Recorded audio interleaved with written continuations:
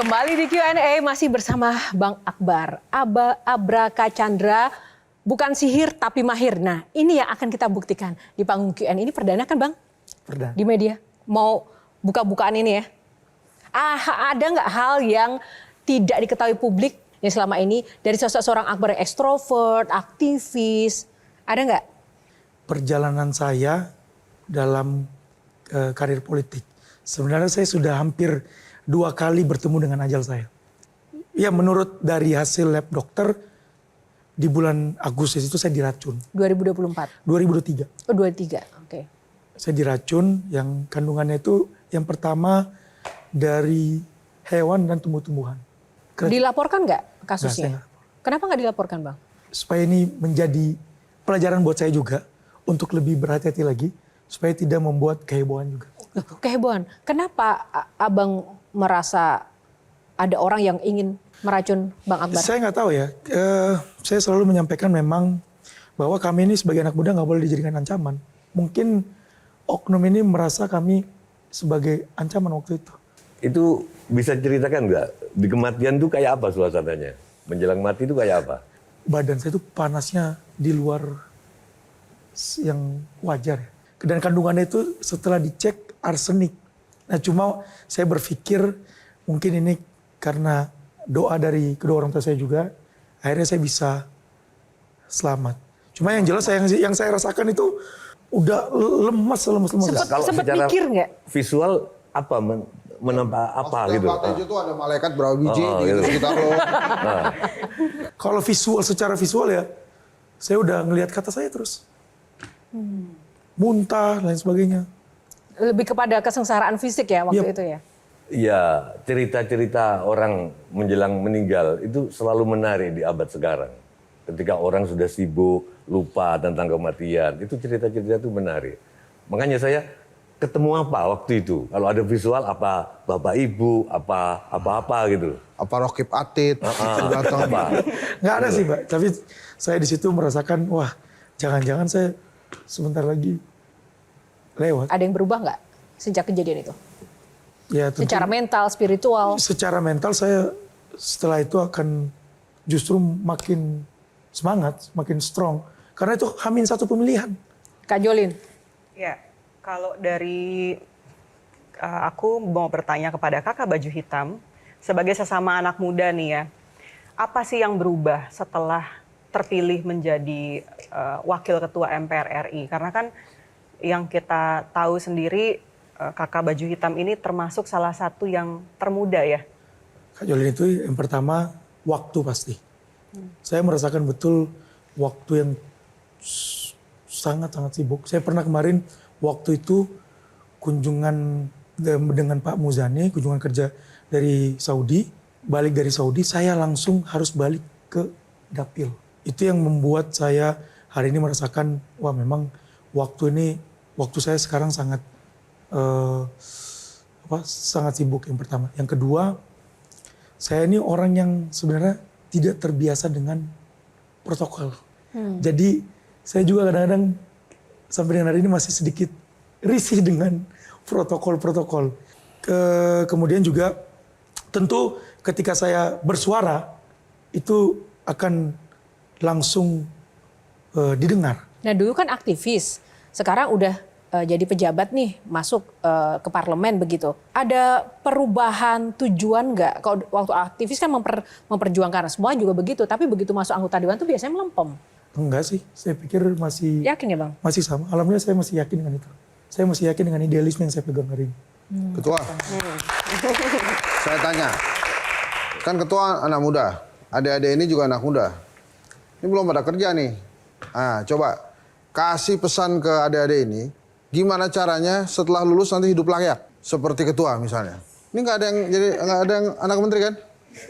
Kira-kira kedepannya ada cita-cita jadi wakil ketua MPR nggak?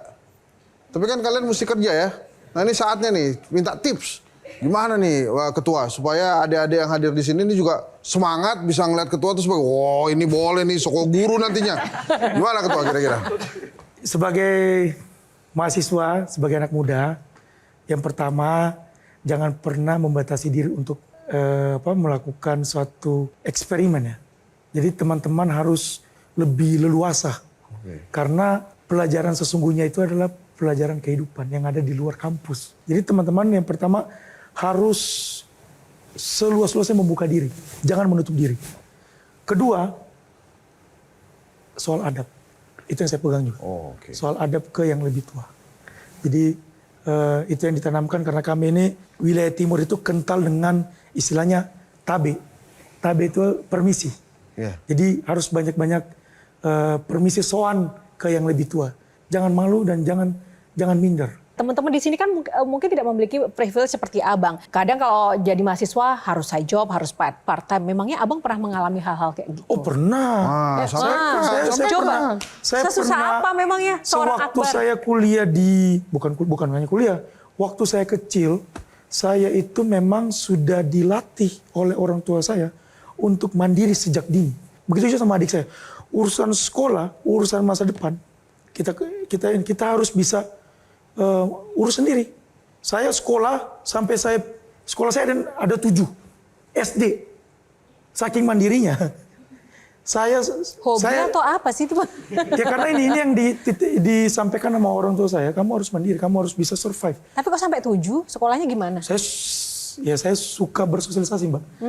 Saya pengen sekolah di sini waktu itu. SD saya di Palu itu ada 5, di Jakarta saya 2. Jadi kelas 3 SD saya sudah di Jakarta dan waktu itu saya naik Metro Mini dari Tanah Abang, dari Pasar Rebo ke Tanah Abang. Ngapain tuh, Bang? Ya waktu itu saya ingin bertemu sama orang tua saya. Tapi pekerjaan apa ya di luar sebagai mahasiswa, di luar sebagai anaknya pejabat yang pernah dilakukan? Dulu saya pernah jualan jersey baju bola. Saya lakukan itu. Oh itu susah itu. Nggak Coba susah. aja jualan jersey MU ke saya. Yang pertama itu. Yang kedua saya pernah menjadi Uber Eats. Oh. GoFood. Waktu saya menempuh sekolah kuliah di Australia. Tujuan saya keluar itu kan saya pengen keluar dari zona nyaman saya. Saya ingin men-challenge diri saya, bisa nggak saya untuk mencoba merasakan kerasnya kehidupan. Udah dapat rasanya kerasnya hidup? Alhamdulillah dapat. Apa yang didapatkan? Pesan moralnya apa?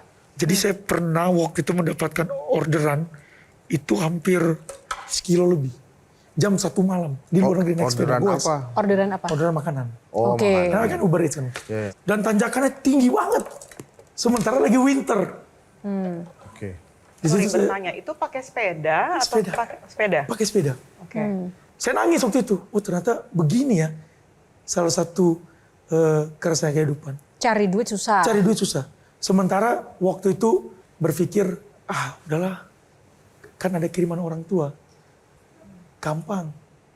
Tapi ya suatu ketika saya tersadarkan dengan itu. Dengan proses Ya, itu ya. ya, ya. Dengan waktu itu juga mencoba jadi dishwasher. Tiba-tiba dikasih tumpukan piring. Tek, tek, tek.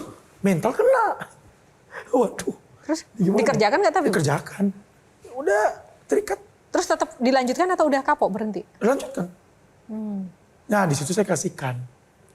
Kasihkan mendapatkan penghasilan sendiri. Kemudian saya terlena. Itulah yang membuat juga saya bangkit atas suatu kenyamanan yang sebenarnya kalau saya pikir-pikir, kalau misalnya saya terus menipu diri saya sendiri, saya mungkin tidak di posisi hari ini. Jawab tanya.